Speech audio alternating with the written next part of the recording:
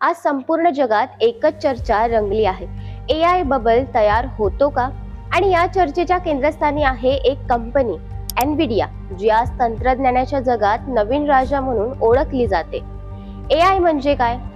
एनविडियाची भूमिका काय आहे?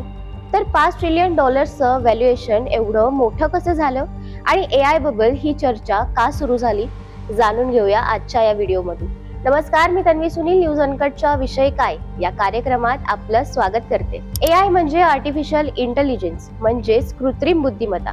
माणसासारखं विचार करणं, शिकणं आणि निर्णय घेणं हे संगणक किंवा मशीन करत असतील तर ती आहे एआय ची ताकद। एआय आज सर्वत्र वापरली जाते। ChatGPT सारख्या भाषिक मॉडेल्स पासून ते डॉक्टरांच्या निदानासाठी, शेतीतील हवामान अंदाजापर्यंत। एआय म्हणजे फक्त भविष्य नव्हे, ते वर्तमान बनत चाललं आहे। एआय चा खरा मेंदू म्हणजे जीपीयू चिप्स, आणि ह्या जीपीयू बनवणारी प्रमुख कंपनी म्हणजे Nvidia. ChatGPT, Google, Gemini, Anthropic, Claude ही सर्व एआय सिस्टीम्सची एनविडियाच्या जीपीयू वर चालतात।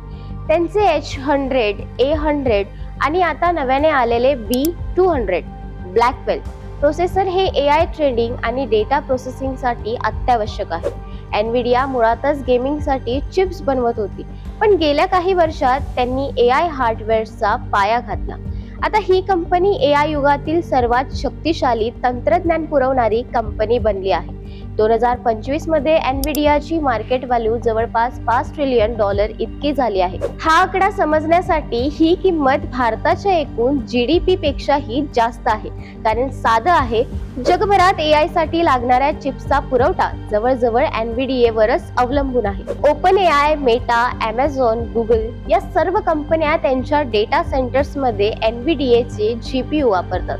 म्हणजेच एआय चा विस्तार जितका होईल तितका एनविडियाचा नफा वाढत जाईल। इतक्या झपाट्याने वाढ झाल्यावर बाजारात शंका निर्माण होणं स्वाभाविक आहे।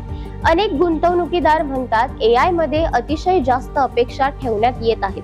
प्रत्येक कंपनी एआय हा शब्द वापरून गुंतवणुकीदारांना आकर्षित करते, तर काही विश्लेषकांना वाटतं की हे 2000 मधील .com बबल सारखं आहे, तेव्हा इंटरनेट कंपन्यांच्या शेअर्सनी भरारी घेतली, पण काही वर्षातच अनेक कंपन्या कोसळल्या। पण हे बबल नाही, तर ही क्रांती आहे।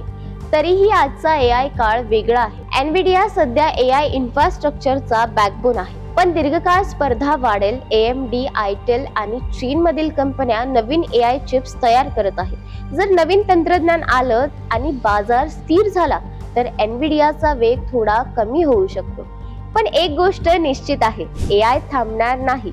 जसं वीज, इंटरनेट आणि मोबाईल क्रांतीचं जग बदललं, तसंच एआय क्रांती आपलं आयुष्य नव्याने घडवेल। एआय बबल आहे की भविष्याचं सोनं हे काळ ठरवेल, पण आज एक गोष्ट स्पष्ट आहे, जग एआय वर चालतंय आणि त्या एआय चं हृदय आहे एनविडिया। भविष्यात एआय मुळे नोकऱ्या कमी होतील का, की नवीन संधी निर्माण होतील?